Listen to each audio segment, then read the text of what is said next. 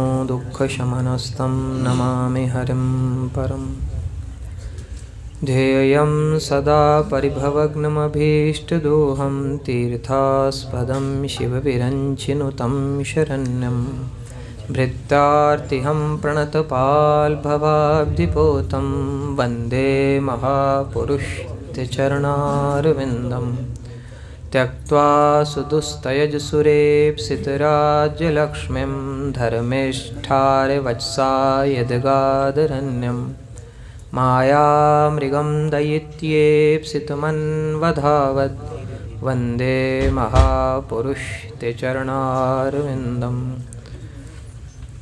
अखण्डमण्डलाकारं व्याप्तं येन चराचरं तत्पदं दर्शितं येन तस्मै श्रीगुरुवे नमः।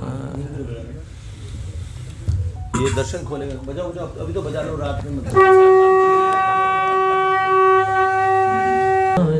करें प्रणाम जोरी जुग गोविंद गोपाल की जय हो।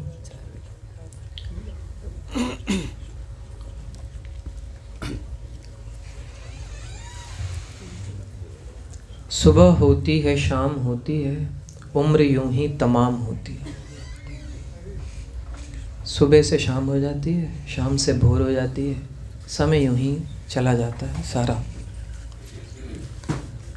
काश कि हम थोड़ा सा अपने कानों को खोल के महापुरुषों की वाणी को सुन पाते, थोड़ा सुन पाते, थोड़ा समझ पाते, थोड़ा धारण कर पाते, तो आज जीवन कुछ और होता। आज जो रंग दिखाई देते हैं उन रंगों में कुछ और मिला हुआ होता। जीवन की पेंटिंग चेंज हो चुकी होती। हर विचार कालांतर में क्रिया बन जाता है। हर वो गहन विचार, हर वो गहरा विचार जिसका बार बार चिंतन किया जाता है, जिसका बार बार अध्ययन किया जाता है, जिसका बार बार श्रवण किया जाता है, वो विचार क्रिया बन जाता है और वही जीवन बन जाता है। ऊर्ध्व बाहु विरोम्यश्च न च कश्चित् शृणोति में। महर्षि वेदव्यास कहते हैं, मैं बाजू ऊपर उठा के कह रहा हूं पर मेरी कोई बात सुनता ही नहीं है।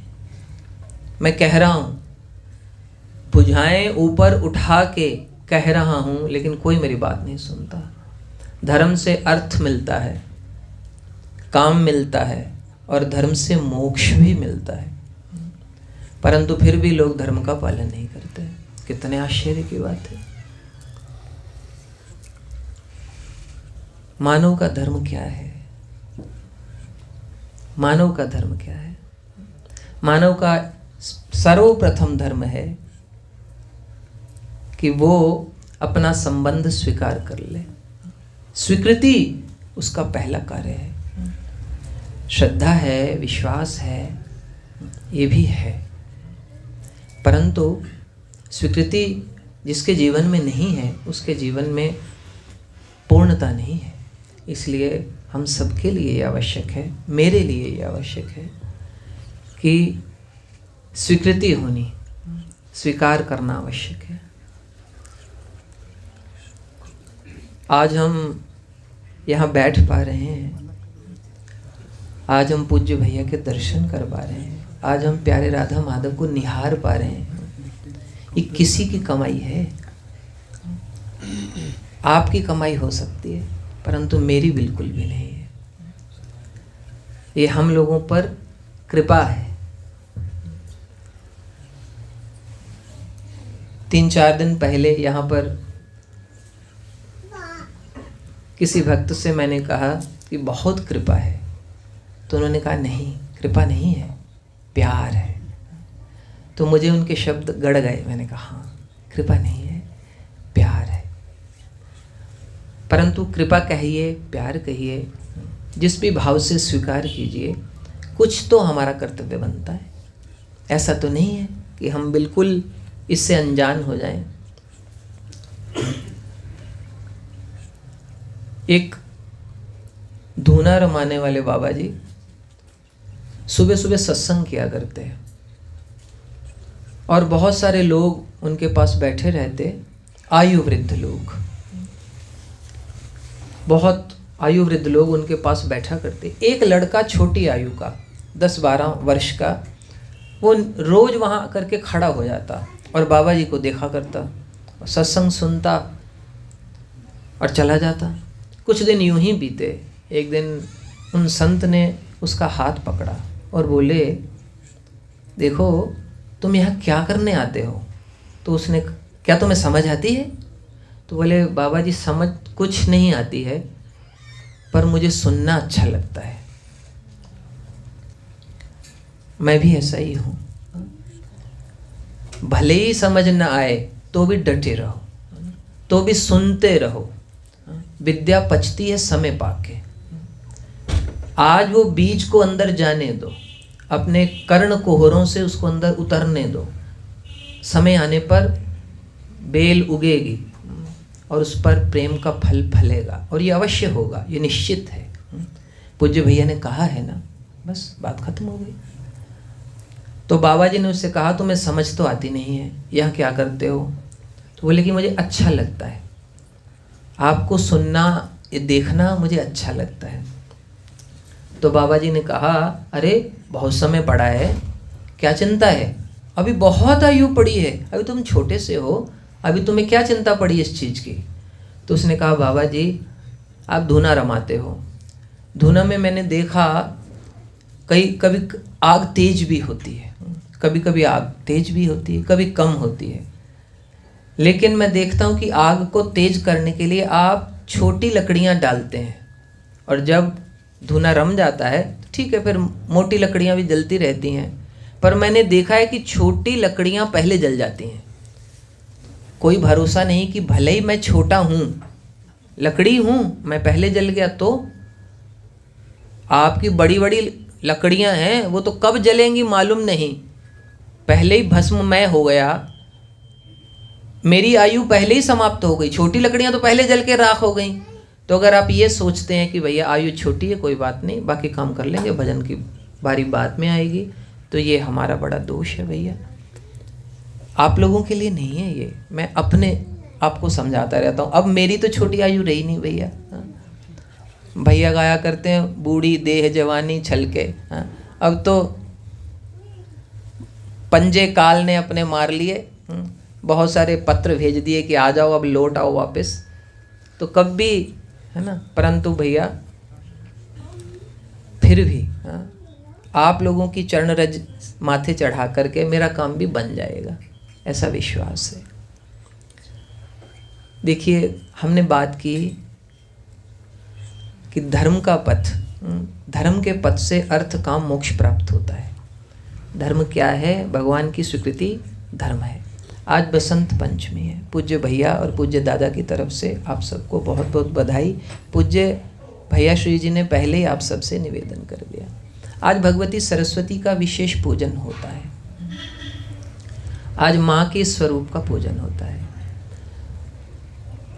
हमने ऐसा समझा है और सत्संग में सुना है कि भगवती सरस्वती का संबंध हमारी बुद्धि की सात्विक वृत्तियों से है, बुद्धि से है। वेदों में गायत्री मंत्र की बड़ी महिमा है। उस मंत्र में क्या प्रार्थना है कि परमात्मा हमारी बुद्धि को सन्मार्ग में प्रेरित करें, हमारी बुद्धि को विवेकवती बनाएं, हमारी बुद्धि में ऐसी बात भर दें, सात्विकता भर दें, जिससे हम उनकी ओर चल सकें, उनको देख सकें, उस प्रकाश स्वरूप ज्ञान को धारण कर सकें। तो भगवती सरस्वती का आज पूजन है। भगवती सरस्वती से क्या मांगे? श्री रामचरितमानस जी में गोस्वामी जी महाराज कहते हैं कि यदि कोई अपनी वाणी का, वाणी भी उन्हीं का ही नाम है, यदि कोई अपनी वाणी का उपयोग भगवान के इतर करता है, अपने लक्ष्य के इतर करता है, तो भगवती सरस्वती को पीड़ा होती है। हमारी वाणी जिससे भगवान का पवित्र नाम निकलना चाहिए, उससे कोई इतर शब्द कहता है तो भगवती को पीड़ा होती है। हम कितने अजीब हो जाते हैं कभी कभी कि हम भूल जाते हैं कि हमें क्या करना चाहिए, क्या कहना चाहिए। देखिए, श्री रामचरितमानस जी के मंगलाचरण का श्लोक यहाँ पहला बोला जाता है मंदिर में हमारे। वर्णानाम अर्थ संज्ञानाम रसानाम छंदसाम पे मंगलानाम च कर्तारो वंदे वाणी विनायको, है ना। तो भगवती वीणा पाणी माता सरस्वती से निवेदन है, प्रार्थना है कि वो हमारी बुद्धि को प्रिय प्रियतम की ओर लगाए रखें। यही उनके चरणों में प्रार्थना है। और बसंत पंचमी का सरल रहस्य भी यही है कि हमारी वाणी, हमारी बुद्धि भगवान में लग जाए। वाणी के कई दोष हैं, वाणी के कई दोष हैं। कल एक निवेदन किया था कि आलस्य तमोगुण है। तो किसी ने आज कहा कि आलसी की परिभाषा क्या है। ये तो कह दिया कि आलसी नहीं बनना, परंतु आलसी की परिभाषा क्या है। मेरे विचार से यदि आपके पास समय है और आप नहीं करते हैं, ये आलस की सरल परिभाषा है। आज मेरे को छुट्टी है, दिन भर में मैं माला कर सकता हूँ, मैं शाम को कर लूँगा, लेकिन अभी मैं मस्ती करूँगा, अभी मैं समय बर्बाद करूँगा, तो ये आलस है। करने वाला काम पहले कर लेना चाहिए, नहीं तो फिर मौका मिलेगा नहीं मिलेगा मालूम नहीं। महात्मा बुद्ध ने एक जगह कहा, अपना मुंह तभी खोलो जब तुम्हारे पास कहने के लिए कुछ इतना सुंदर है जो मौन से भी सुंदर हो। अगर मौन से भी अच्छा तुम्हारे पास कुछ है तो फिर कहने के लिए मुंह खोलो। मैं आपसे ये निवेदन नहीं कर रहा हूं कि आप मौन रहें, परंतु मेरा निवेदन मात्र इतना ही है कि वाणी का दुरुपयोग न होने पाए। वाणी के बड़े दोष हैं। इंद्रिय जय करने में दो इंद्रियों का बड़ा विशेष महत्व है। एक तो रसना जिह्वा और एक निम्न इंद्रिय। इन दो इंद्रियों में मनुष्य गिरता है बहुत तेजी से। वाणी के दोषों में अभक्ष्य भक्षण भी एक दोष है। मंदिर में तो हम अभक्ष्य भक्षण नहीं करते हैं, हमारे कोई भी साधक ऐसे नहीं है, परंतु फिर भी एक निवेदन करने का विचार है। महाभारत का युद्ध होने वाला है। युधिष्ठिर जी अपने रथ से उतर के पितामह के पास आए, उन्होंने प्रणाम किया। पितामह ने कहा, पुत्र, मनुष्य अर्थ का दास होता है, अर्थ किसी का दास नहीं होता है। मैंने दुर्योधन के अन्न का सेवन किया है, अब मुझे इसी ओर से लड़ना मरना पड़ेगा। विजय तुम्हारी हो, ये आशीर्वाद तुम्हारे लिए है। पितामह भीष्म के जीवन की घटना है। शरशैया पर पड़े हुए भगवती देवी द्रौपदी के साथ जो उनका प्रसंग है वो आप जानते ही हैं सब। तो पितामह ने कहा कि मैंने दुर्योधन का अन्न खाया है। ये अन्न दोष भी रसना इंद्रिय का एक विशेष भाग है। आज किसी भैया से बात हो रही थी, काफ़ी लंबी बात हुई इस विषय को लेकर के। तो मैंने उनसे कहा, वो मुझे कुछ विशेष सुस्वादु पदार्थ बना के खिलाने के आग्रह कर रहे थे जो मैंने जीवन में कभी नहीं खाया। वो सफ़ेद सफ़ेद से मोदक टाइप होता है ना, क्या उसको, मोमोज। तो उन्होंने मुझे कहा कि आपको मोमोज बना के खिलाएंगे। तो मैंने कहा नहीं, मुझे नहीं खाना है। तो उन्होंने कहा क्यों नहीं, घर पे बनाएंगे, पवित्रता से सफाई से भगवान को भोग लगा के फिर हम पालेंगे। मैंने कहा बहुत सुंदर बात है, आप पाइए। परंतु मैंने कभी चखा नहीं है, मैंने आज तक उसको चखा नहीं है।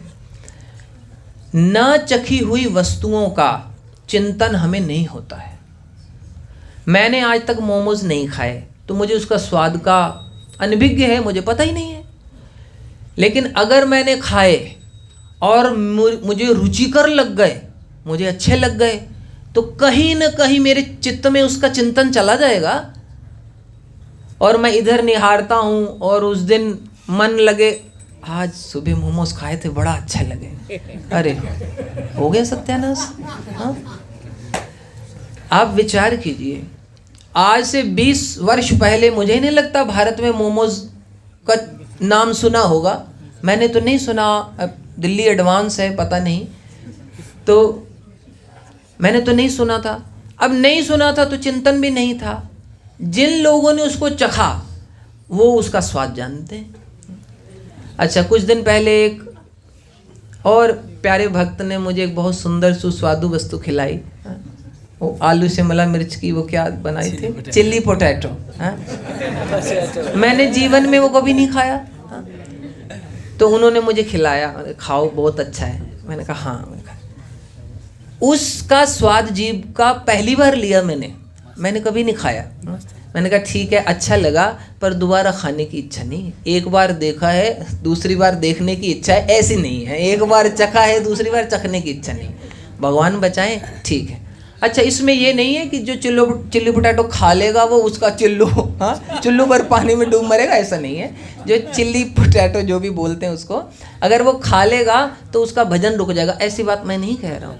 हाँ, प्रहलाद जी कह रहे उसका परम कल्याण हो जाएगा।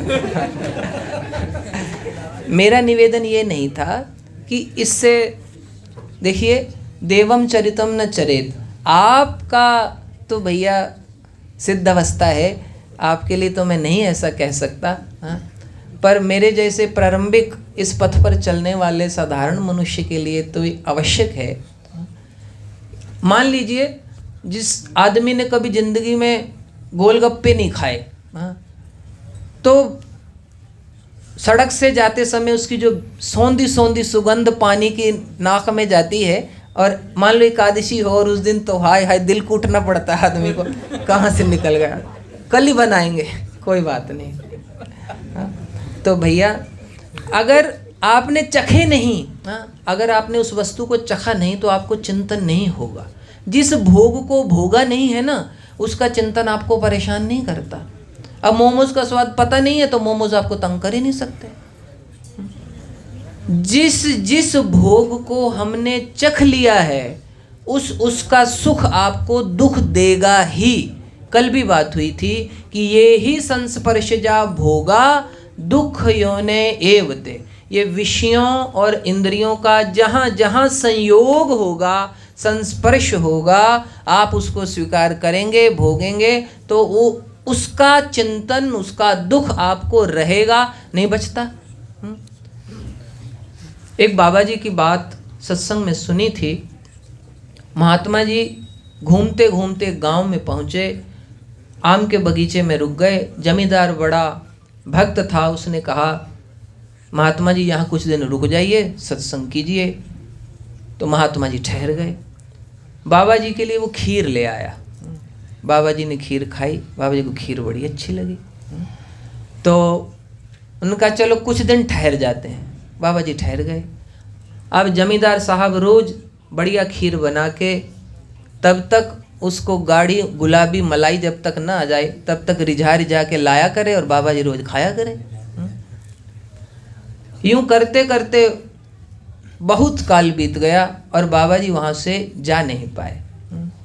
सब संत सुखी विचरंती मही, श्री रामचरितमानस जी में स्तुति में जो भगवान सदाशिव ने की है श्री राम राज्याभिषेक में, उसमें ये पंक्ति आती, अंतिम पंक्ति, सब संत सुखी विचरंती मही। हाँ हाँ, कैसे? सब मान निरादर, अदर आदर ही सब संत सुखी विचरंती मही। हाँ? मही पर, मही माने धरती। सब संत सुखी विचरंती, संत का ये स्वभाव है, जिसने सन्यास स्वीकार कर लिया उसके लिए वेद की मर्यादा है, शास्त्र की मर्यादा है, वो अधिक दिन एक जगह स्थान पर न रहे। बहता पानी चलता संत अच्छा, हाँ, फकीर को रुकना नहीं चाहिए, उसको चलते रहना चाहिए। कुछ दिन रहो चलो, कुछ दिन रहो चलो, ऐसे ठीक, आसक्ति न हो जाए, बंध न जाए, इसलिए तो वो वहीं रुक गए। अब सब संत सुखी विचरंती मही, इससे एक बड़ा नुकसान होता है। हमारी सनातन संस्कृति, हमारी आर्य वैदिक संस्कृति इतनी विलक्षण है। हमारा भारतीय संविधान, ये संविधान नहीं भैया ना, ये जो अब जिसको माना जाता है, चलाया जाता है, थोपा जाता है, वो सिद्धांत नहीं भैया। जो हमारा आर्य वैदिक सिद्धांत है, जो हमारा संविधान है, जो ऋषियों का संविधान है, जो हमारी शुद्ध सात्विक परंपराएं हैं, वो उसके अनुसार ऐसा क्यों है कि संत चलता रहे? क्योंकि इसलिए कि वो दूसरे लोगों को जगाता रहे। एक जगह रहेगा तो कुछ ही लोगों को बांट पाएगा, और चलता रहेगा तो सारे संसार को दे पाएगा। तो कितने लोगों का कल्याण होगा, कितने लोगों का हित होगा, कितना भला होगा उसके द्वारा। इसलिए तो जो संत रुक जाते हैं, सब संत सखी बिच सुखी, अब सखी निकल रहा है मुंह से, भैया पास बैठे, सब संत सुखी विचरंती मही।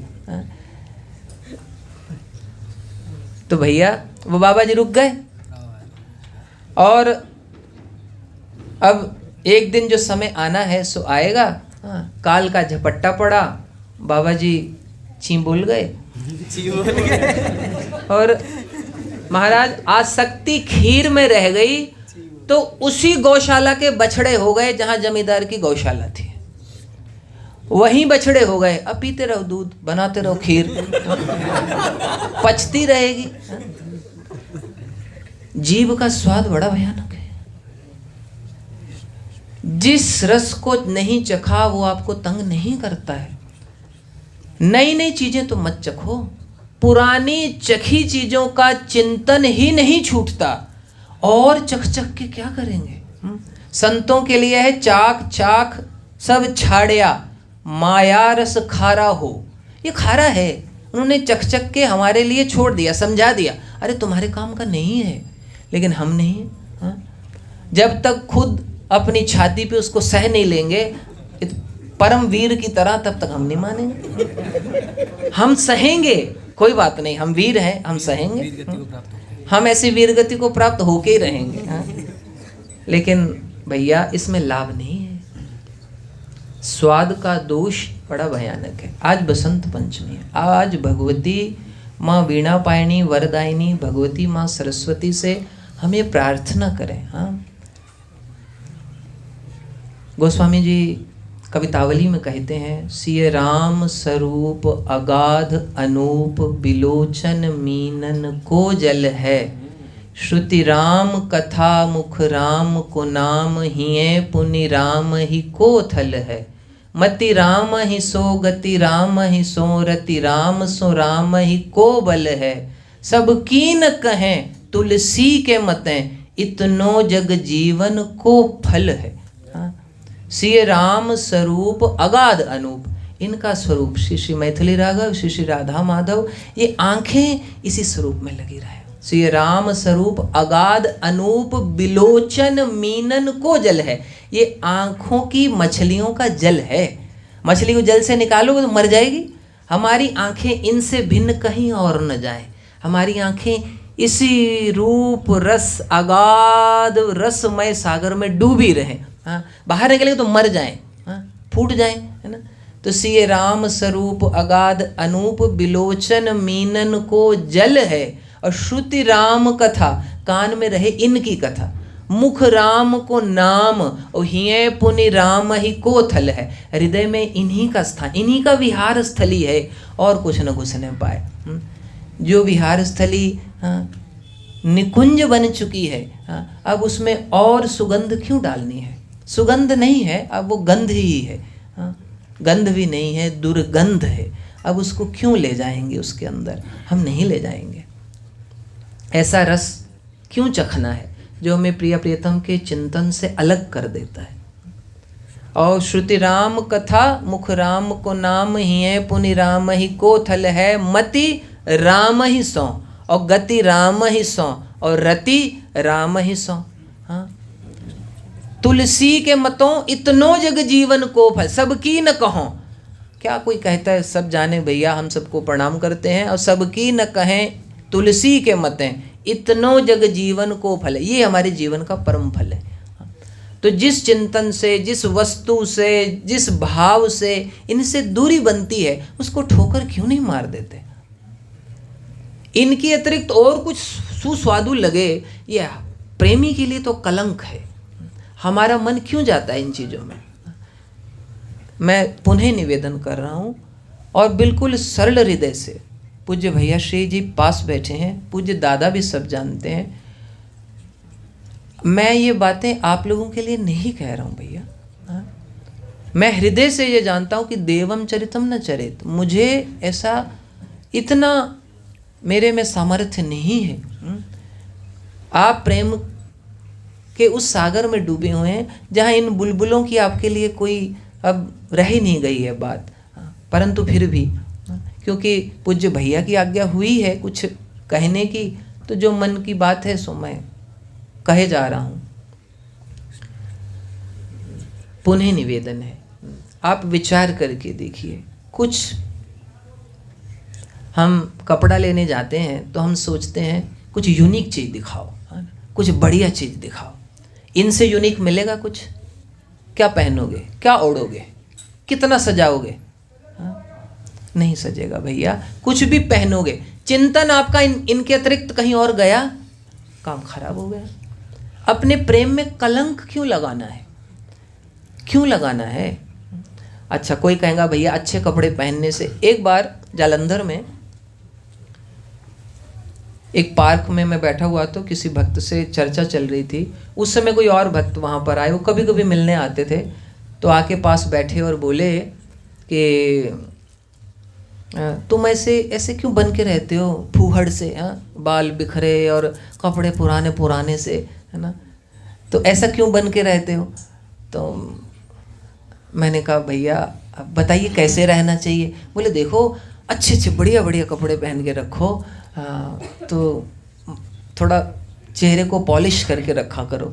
तो मैंने कहा भैया इससे क्या होगा? बोले इससे मुझे सुख मिलेगा, मैं तुम्हें देखूंगा तो मुझे सुख मिलेगा, तो तुम्हें ऐसा करना चाहिए।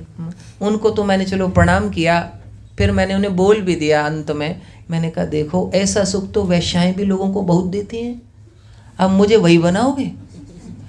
ऐसा सुख तो तुम्हें वहाँ भी बहुत मिल रहा है, अब मैं अपने आप को सजाऊं इसलिए कि तुम्हें सुख मिले, ऐसा सुख मैं तुम्हें नहीं दे सकता। ऐसा सुख तुम्हें चाहिए तो जहाँ तुम्हें मिलता है सो वहाँ चले जाओ, ऐसा सुख मैं तुम्हें नहीं दे सकता भाई। तो तुम्हें प्रसन्न करने के लिए मैं अपने आप को सजाता रहूं? अरे सजाना इनको है कि मुझे खुद को सजाना है?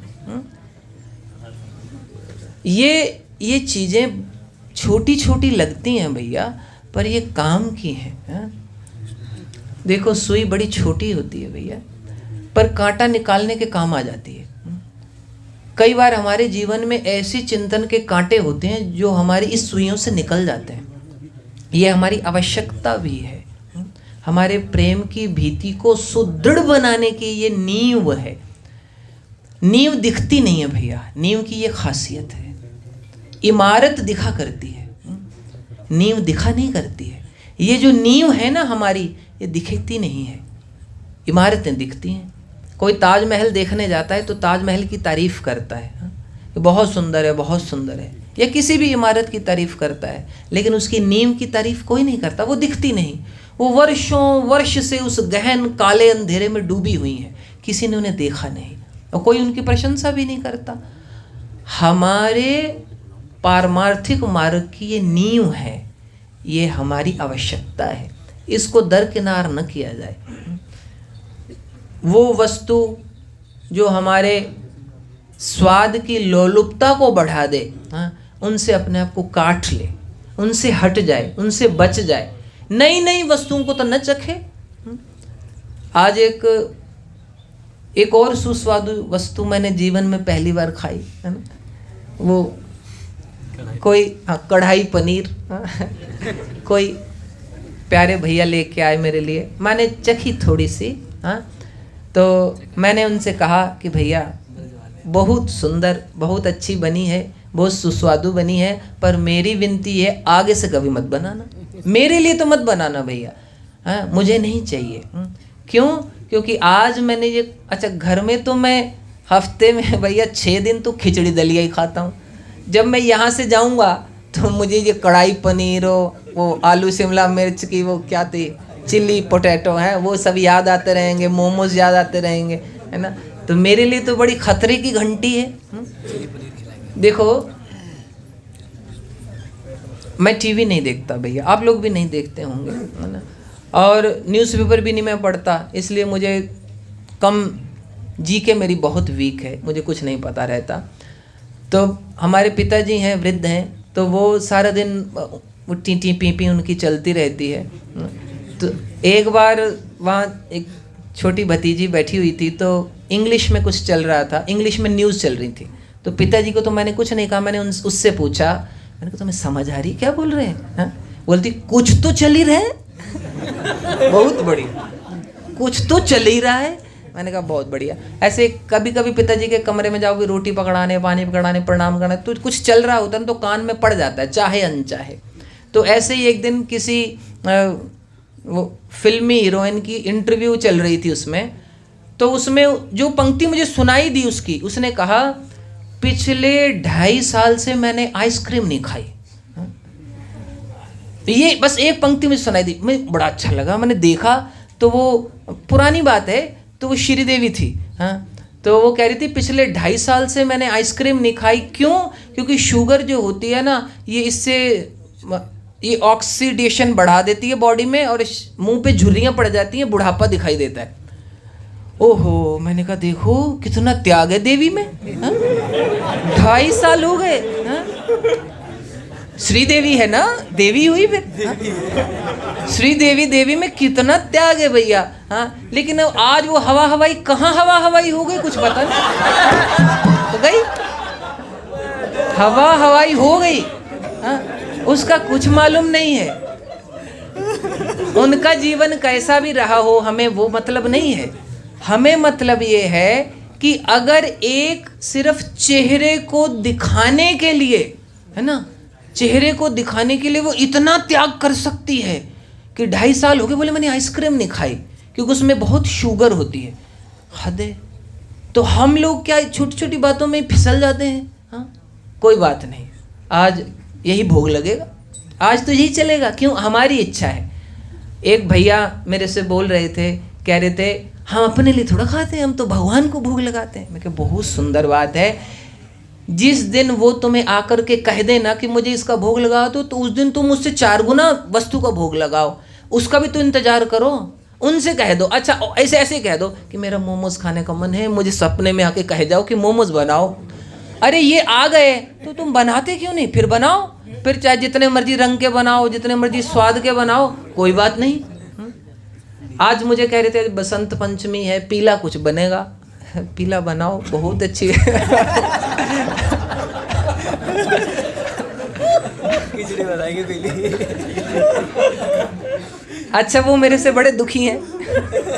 मैं उनसे मुझे रोज पूछा जाता है क्या लोगे, क्या भोग लगेगा भगवान को? मैंने कहा खिचड़ी बनेगी। वो मुझे कह रहे हैं तुम्हारी इसके कारण हमारी तो दाल चावल का खर्चा इतना बढ़ गया, पूछो मत। हाँ, दाल की कमी हो गई समाज में, तुमने इतनी खिचड़ी खा ली। मैंने कहा भैया तुम्हें जो सुहाता है सो बनाओ, है ना।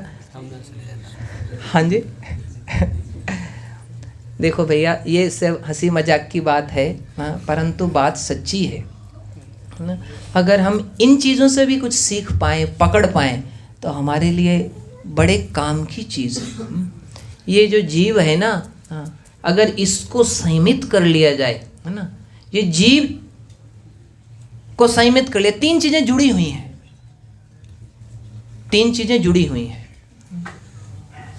मन, उसको चाहे प्राण कह लो, मन प्राण, है ना, तेज और रसना। एक का जय हो जाता है तो दोनों का जय हो जाता है। प्राण का जय हो गया तो समझो मन का जय हो गया। प्राणायाम के द्वारा करते हैं, और तेज का जय हो गया, ब्रह्मचर्य सिद्ध हो गया तो भी जय हो गया, और रसना इंद्रिय का जय हो गया, जीव का। अच्छा, यही एक निराली चीज है जो 2-2 इंद्रियों का काम करती है। आंखें केवल देखती हैं, कान केवल सुनते हैं, ये बोलती भी है और चखती भी है। स्वाद इंद्रिय और वाणी का दोनों काम ये कर लेती है। ज्ञानेंद्रिय कर्मेंद्रिय दोनों है। हाँ, ये इसमें दोनों के गुण हैं। हाँ? तो इसलिए आज बसंत पंचमी है। हाँ? तो भगवती वाणी से निवेदन किया जाए कि ये भगवती आप ही हमारी जीभ में कुछ गांठ लगा दो कि हमारा जिह्वा बोले तो इनको ही बोले। कई बार मन में आती है ऐसी, कहनी तो नहीं चाहिए परंतु फिर भी कभी कभी प्रार्थना मन में आती है कि इनसे प्रार्थना करूं कि मुझे ऐसा बना दो कि कोई कुछ मुझे कहे कि मानो पूछे कि पानी पीना है तो मुझे सुने नहीं, मुझे यही सुने ये मुझे कह रहे सीताराम सीताराम। और मैं कुछ किसी से कहना चाहूँ, मैं कहूँ मुझे पानी चाहिए तो मेरे मुंह से निकले सीताराम सीताराम। सुने तो ये अच्छा, मैं किसी को कुछ देखना चाहूँ तो मुझे दिखे नहीं, आंखें ऐसी हो जाएं कि भगवान के सिवाय कुछ न दिखे, कान ऐसे हो जाए कि उनके नाम के सिवाय कुछ सुने नहीं। कोई कुछ कहना चाहे, कुछ समझाना चाहे, कुछ समझ ना आए, और मैं कुछ कहना चाहूँ बोलना चाहूँ तो बोल ही ना पाऊँ और वही हो। ऐसा जीवन हो जाए, लेकिन आप लोग आशीर्वाद देंगे तो भैया हो जाएगा। मेरा निवेदन केवल इतना ही था कि इन वस्तुओं से जिनका चिंतन हमें इनके चिंतन से हटा करके संसार की ओर मुखर करता है, संसार की ओर उन्मुख कर देता है, उनसे अपने को बचाया जाए, है ना। असल में भगवान सुखदेव और भागवत जी में कहते हैं कि आपके हाथ दुख जाएंगे कि कैसे हो जाएंगे हम लोग। शिष्णोदर पूर कहा, दो चीज है, एक टेस्ट के पीछे भागेंगे। एक बात हम अक्सर कहते हैं, टंग इज ऑलवेज यंग, टंग हमेशा यंग रहती है। इसका नाम है जबान। जबान मतलब जवान, ये हमेशा जवान रहती है बुढ़ापे तक। अब क्या खा के मरेगी मैया, तो कहेगी चटनी चाटूंगी मरते समय। तो बोलते हैं कि नहीं बोलते हैं, शौक। और संसार के ऐसे लोग हैं, अंत में भगवान याद दिलाने के बजाय क्या याद दिलाते हैं कि ये पूछते हैं, इनकी आखिरी ख्वाहिश पूछो, पप्पू को बुलाऊं, पप्पू बुला लूं, है किसको देखेगी, ले पप्पू को देखी, पप्पू नशे में पड़ा है उसको बुला रही। अंत समय में ऐसे नहीं पूछते राम जी का चित्र दिखाऊं, कि क्या होता है, भक्तों के साथ समाज में रहेंगे। तो क्या होता है, श्री गंगा जी का तट हो, जमुना का बंसी बट हो, मेरा सांवरा निकट हो, फिर प्राण तन से निकले, उस वक्त जल्दी आना, नहीं शाम भूल जाना, राधे को संग लाना, जब प्राण तन से निकले, तेरा नाम आए मुख से, मेरे प्राण जाएं सुख से, बच जाऊं घोर दुख से, बच जाऊं घोर दुख से, फिर प्राण तन से निकले। एक भक्त की अर्ज है, खुद गर्ज की गर्ज है, कुछ आपका फर्ज है, फिर प्राण तन से निकले। तो बात ये है, पंडित कविराज गोपीनाथ महाराज महामहोपाध्याय कल्याण में सबसे टफेस्ट जो लेख छपते थे उनके, चिड़िया कुंज में रहते थे उस समय, और उनके नेपाली नौकर को एक दिन रात्रि में उठाते हैं और कहते हैं चलो चलो मेरे साथ चलो। तो गंगा जी के मणिकर्णिका घाट पे, दशाश्वमेध घाट पे जाते हैं, और रात्रि में क्या करते हैं, अपने नौकर को बोलते, 2:30 बजे थे, नौकर को बोलते सुनो जल्दी आओ।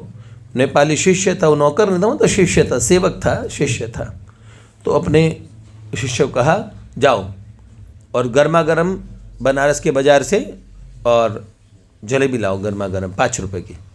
तो कह रहा गुरुजी को क्या हो गया बुढ़ापे में, 5, 5:30, 6 बजे तो बाज़ार खुलना शुरू होता है। अरे जलेबी तलेगा अभी तो 6 से 7, 8 सुबह तक बच जाएंगे, ऐसे थोड़ी मिलती है, 6 बजे मिलेगी कम से कम, आधी रात 2:30 बजे जलेबी लाओ। ऐसे जलेबी मिलेगी क्या? पर चेला चेला होता है, गुरु गुरु होता है। भैया वो नेपाली शिष्य पूरे बनारस शहर में घूम लिया, बाजार में। आ जाओ, दे जाओ, खोलो देर गेट खोलो ताकि वो नहीं। जैसे ही प्रवेश किया और मार्केट में पूरा मार्केट घूम लिया, लेकिन कहीं पे भी दुकान नहीं खुली थी। जब निकलने वाले थे कि जब गए गुरुजी को बताऊं, गुरुजी 2:30-3 बजे दुकान कहाँ से खुलेगी, आपने गलत टाइम पे भेजा। तभी उन्होंने देखा एक जगह दुकान में खट खट फट फट की आवाज़ सुन रही थी। उन्होंने देखा एक जगह जलेबियाँ तली जा रही है। जाके दुकानदारों से पूछा कि क्या बात है, आज इतनी सुबह दुकान कैसे खोल ली, आधी रात में दुकान? तो सब नौकरों ने कहा, दुकान मालिक ने कहा, कहाँ, सुबह के 5-6 बजने वाले हैं। सब नौकरों को भी ऐसा लगा। जब उन्होंने टाइम देखा, समय देखा, तो वास्तव में रात्रि के 2:30-3 बजे थे। उन्होंने जलेबी बनानी भी चढ़ा दी थी। सबको समय का भ्रम एक साथ क्यों हुआ? ये महापुरुष की कोई लीला थी। उसने कहा चलो तुम आधी रात को आयो, लेकिन लो 5 रुपए की जलेबी देसी घी की दे दो। तो जो 5 रुपए की जलेबी भर के दोंगा मिलती थी उस समय देसी घी की जलेबियाँ लेके वो शिष्य चला। उसने कहा क्या बात है, गुरुजी बड़े अंतर्यामी हैं, आधी रात को दुकान खुलेगी, गुरुजी की लीला थी या भगवान ने गुरुजी के हिसाब से व्यवस्था कर दी? तब तक उसे समझ नहीं आया। लेकिन जैसे वो दोंगा लेके पहुंचा, एक भयानक दृश्य उसके नेत्रों के सामने था। गुरुजी बैठे थे गंगा जी घाट पे, कुछ मंत्रोच्चारण कर रहे थे। गंगा जी में बहता हुआ एक मुर्दा जा रहा था। अचानक गुरुजी ने मंत्र का आह्वान किया, वो सफ़ेद सफ़ेद सी चीज़ बहते आई। पता लगा पास आया तो एकदम मुर्दा फूल चुका था, पानी में पड़ा हुआ, किसी ने लाश को बहा दिया था। तो इतना उससे शरीर से दुर्गंध आ रही थी। गुरुजी ने कहा इधर आ। तो मुर्दे के एकदम गुरुजी आधे पानी में भीग रहे थे, आलती पालती लगा के घाट पे सीढ़ियों पे वहाँ तक गंगा जल आ रहा था। बहता हुआ मुर्दा आया और गुरुजी ने, जो नेपाली शिष्य, कांपने लगा कि ये क्या चीज़ हो रही है। तो गुरुजी ने बोला, पीछे हाथ किया, अपने शिष्य को बोला दोंगा लाओ, जलेबी लाओ। तो जलेबी लाई और फिर गुरुजी ने हाथ से और दाएं हाथ से जलेबी को ली, बहुत सारी जलेबियाँ हाथ में, और कहा ले जलेबी खा और मेरा शिष्य हो के अंत में तेरी जलेबी में वृत्ति थी। 5 रुपए की जलेबी के चक्कर में साले पुनर्जन्म लेता, ले खा।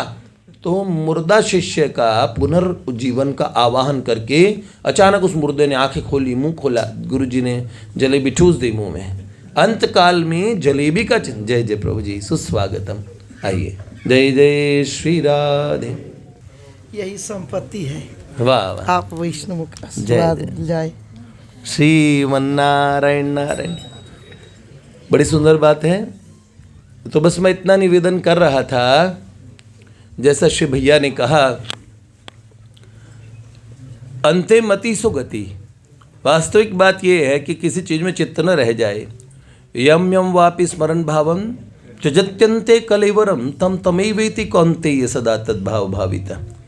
जैसे जैसे चीज़ों में, अब इन्होंने कहा, अपने श्री मोहन भैया ने जो और भजन रचा, उसमें खास बात की थी, इंद्रियों को और आपने भगवत विमुख बनाया। तो इंद्रिय भोग अगर भगवत सन्मुख कर दिए जाएं, तो ये विधि भी है ठाकुर जी को भोग लगाने वाली भी। और एक विधि ये भी है कि ये मन मांगता है ठाकुर जी के नाम से। तो जिन जिन महात्माओं ने भोग की, पता है कैसे कैसे चखनियाँ होते हैं। भगवान के भोग जो भगवान को हम निवेदित करेंगे, उसमें कहीं आपको लालच ना आ जाए। किस तरीके से उसको भोग को और सिद्ध किया जाता है, बड़े अलग तरीके से ये पद्धति है, ये विधा है। प्यारे ठाकुर जी खाएंगे, उसमें स्वयं की रस लेने की वृत्ति कहीं से नहीं, कहीं तक नहीं होती थी। सही है। तो वैष्णव जीवन में ये बात रखी गई कि भगवान को किस तरह से निवेदित किया जाता है, किस तरह भोग उनके लिए सिद्ध किया जाता है, सब एक विधा है वो भी। किंतु हाँ, भगवान खाएंगे इस नाम से ये, और इस तरह का दंभ भरना और स्वयं खाने की वृत्ति पहले रखना, ये गलत बात है। मेरे प्रभु क्या खाएंगे, अच्छे से अच्छा मेरे प्रभु को क्या प्रिय है, ये वैष्णव जीवन है। तत्सुखे सुखित्वम का जीवन ये है। जैसे श्रीमद् चैतन्य चरितामृत में ये कहा गया, क्या निजेंद्रिय सुख वांछा तारे बलि काम, और कृष्णेंद्रिय सुख वांछा धरे प्रेम नाम। श्री कृष्ण की प्रसन्नता के लिए और हम कुछ भी करते हैं तो वो प्रेम है। निजेंद्रिय सुख वांछा से हम भोगी बन जाते हैं, और वास्तविक भोक्ता तो प्यारे प्रियतम प्राण सुंदर प्यारे श्याम सुंदर ही हैं।